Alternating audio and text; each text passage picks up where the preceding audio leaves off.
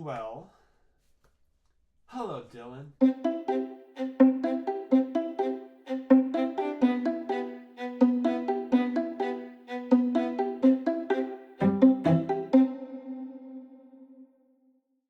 Good to see you through the screen of this.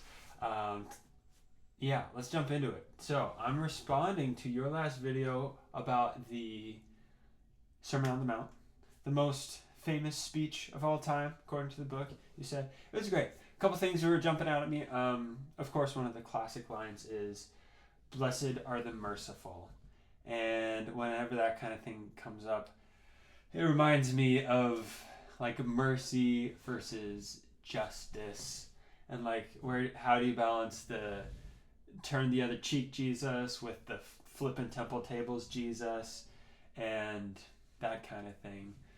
I think mercy is often lost in our culture, in our society, in favor of justice. It's like, they wronged you, you get them back. You deserve it, whatever that sentiment is. And then mercy is seen like weak or rolling over, instead of how I view it as coming from a place of even more strength than justice. It's easy to like want to get yours. It's hard to deny yourself that, and to trust in God for ultimate fairness and justice on the other side of eternity. So I don't know. That's one thought that came up in my jot and tittle is how the King James version you were reading mentioned something like, "Not until every jot and tittle of the law," which is just such a funny phrase to me. I think it's a very English phrase. I'm sure in the original Hebrew or whatever there wasn't jot and tittle, because I mean maybe they use those marks in Hebrew writing, but I think jot is the dot on the I's and the J's, and the tittle is like the little crosshash on the T's and the F's and stuff like that. Or maybe I have those backwards, but I like thinking about that stuff. Anyway, the authorized version, you said that it mentioned that this was from the authorized version. That was kind of interesting, because like, authorized by who, right? What authority are you appealing to when you're saying it's authorized? Because God's not out here making official decrees of what is authorized and what's not. So it has to be some human institution. And so, like, if you care about which human institution is authorizing that version, it's just like when it comes to spiritual stuff, it seems like that's not where you need to end it. And I think I'm probably with you, where just like every translation, every version of it is kind of on the same playing field, where there is going to be some issues and at least some context that you need to have in order to get a pretty accurate understanding of what's happening. But nothing's going to be the same as reading the original language, which is an interesting prospect for me. I love languages and stuff like that, so I'd love to learn Koine Greek and Hebrew and all these things to be able to dive into those original manuscripts, or the ones that we have. And I like the point you were making at the end of the book ending of like, here's why I came, yada yada yada from Seinfeld. It is finished. I love that bookend. I don't think I've ever put together those little bookends. And so that's cool. Thanks for pointing that out. That was awesome. Okay, jumping into my content for today. I think it's time for me to share a lyric from Speeches, Stories, Lyrics, and Letters. Today I want to talk about a lyric from Katie Lynne Sharbaugh, who's a great little singer-songwriter I found not too long ago. And this song is called Lucky Girl Syndrome. And to kind of frame it a little bit, what drew it to me was not only just the really well done rhyme scheme and meter and all that stuff, and there's really catchy and inventive melodic writing, but just the honest sort of self disappointment that is happening in this song was really relatable to me. And it's kind of relatable to Paul when he says, like, I'm always do what I know I don't want to do, but I do it anyway. And anything I do that I would want to do is only from the power of God. And it's kind of like I always am disappointing myself. And maybe I need to get back into counseling because of that, but I don't know. I'm actually here at the keyboard, and I thought I might try to sing and play it for you today because it's a song, and I like to sing and play songs. Be nice. No, just be mean. I don't care. Whatever. It goes like this. I don't know where the bitterness starts. All I know is I take it too far. It's an overreaching maturity thing, and I'm so sick and tired of it. I get high even when I'm alone. Waste time kicking pebbles and stones. Wondering if reptiles can get depressed while I start the microwave oven. And that's just nice. I mean, there's some relatable thoughts in there, like, I don't know where the bitterness starts. All I know is I take it too far. I think that happens, like, in lots of, I don't know, my mind's going to, like, marital arguments. Like, something stepped on my air hose today. I'm, like, not quite where I want to be. So I don't know where that bitterness started, but I take it too far. I do a short remark or response, or I'm not as generous and giving emotionally as I should be, or as I want to be, ultimately as a husband. And then, you know, it's just so relatable. It's an overreaching maturity thing. It's rhyming. Overreaching maturity thing. That internal rhyme, I love that stuff. You know this if you remember the pinata video I made a while ago. That's really great. I get high even when I'm alone. Waste time kicking pebbles and stones. Wondering if reptiles can get depressed while I start the microwave oven. I like that thought. Wondering if reptiles can get depressed. I think about that stuff all the time, especially like with our pets. It was relatable. I don't get high, but I can relate to the weird thoughts that happen, I guess, when you're high.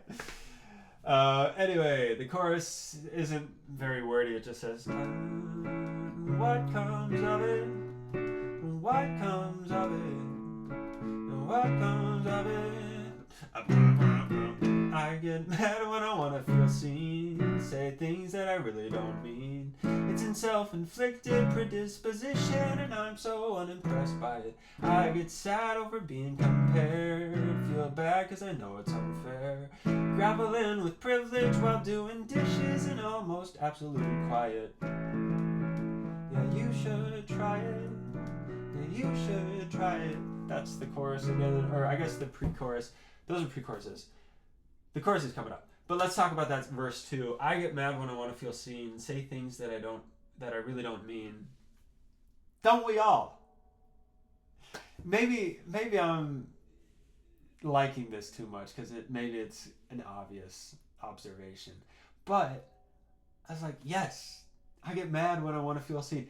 I know that's when, like, in our house, arguments often happen when Hannah is feeling like I'm not understanding her, I'm not seeing her, and she gets upset, and she's so like, and yelling often is subconsciously happens because like you don't feel heard, so you have to get even louder so like you can be heard, but like and understood and all this stuff.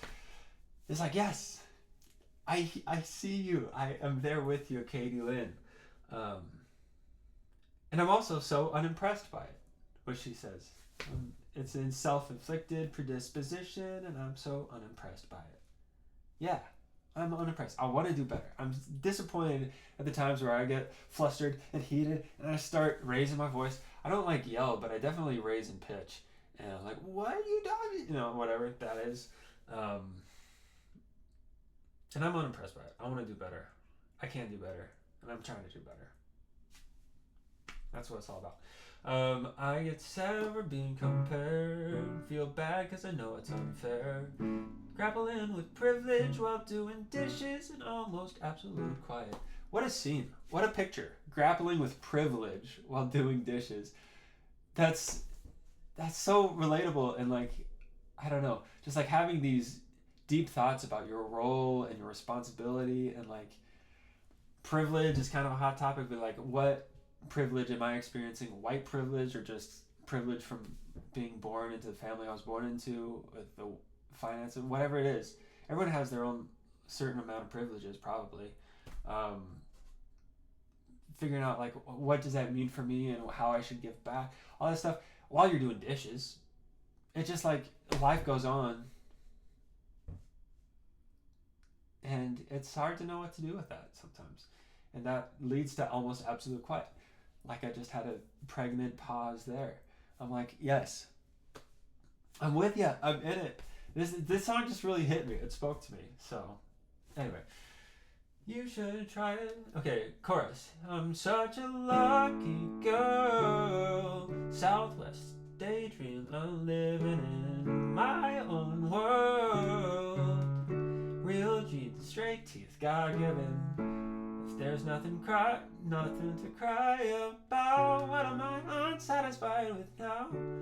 I don't think I've ever felt so done. It's lucky girl syndrome. I didn't perform that super well. We're gonna move on.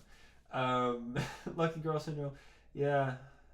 Just the feeling of unsatisfaction. I don't know if that's a word, but I like that she uses it. I like when people use words that maybe aren't in the dictionary, but they make sense, they communicate well, and therefore it's a great word in my book.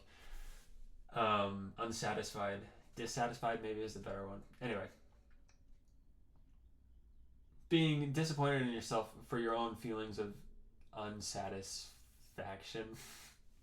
I relate to that. Because like we've been given so much, and I find myself driving around delivering packages in rich neighborhoods, and I'm like, wouldn't it be nice to give my family this kind of life? And then it's like, for what? To have good moments with your kid, to be able to read a book and be outside. We have that, you know? That's why I feel dumb. And that's what she says. I don't think I've ever felt so dumb. What is there to be unsatisfied with? Yes. Yes. It hit me. I'm telling you. All right, one last verse. I desire what I know I can't be. Get tired cause I know it's on me. Arguing with patience and expectations like I'm some kind of trendsetter. I get loud when I wanna get free. Feel proud when the lights are on me. Gonna throw a tantrum like it's my anthem until I choose to get better. That happens. Throwing a tantrum like it's my anthem until I choose to get better. Social media, anybody? I feel proud when the lights are on me. I mean, we all like attention. We all like good attention. Maybe not we all, right? Some people don't want any attention, and that's normally the case. But for me, I'm saying, but like I don't like being the center of like birthday attention. But I feel like Hannah's showing me attention. Love that. If I got to spend friends with time, I love that, because it's not just for the attention. Maybe I'm misinterpreting that a little bit. But yeah, I can relate to the feeling of like wanting to, in my case, like be a singer-songwriter, be out there performing, having the interaction with the audience, and that's how I can frame it positively. But I'm sure I would also be like, yeah, people like what I'm doing. They're giving me attention. And then feeling disappointed in myself for stooping to that. I relate. Katie Lynne Sharbaugh. That's the name of this video. I relate. No, maybe it's not. But anyway. I desire what I know I can't be. Get tired because I know it's on me. Yeah. I desire, not anymore, but for like years and years, I desired that singer-songwriter, artist lifestyle. And I just maybe was too afraid to ever pull the trigger and put something out there. And then I get tired because I know it's on me. Yeah, it's on me. I'm never going to be that because I don't have the work ethic for it. Even though I have the musical passion for it, I just don't. And at this point, I don't want that. Being an artist, exhausting. No, thank you. I just want to spend time with my family. Thank you very much. Anyway, I'll stop there. that song is just great. I recommend you check it out. She's got a lot of good stuff out there. Good songwriter. She's like a violist, and so a lot of it is kind of viola driven, which is cool. Unique sound. Check out Katie Lynne Sharbaugh, Lucky Girl Syndrome. That's it for me. See you next time. Ah!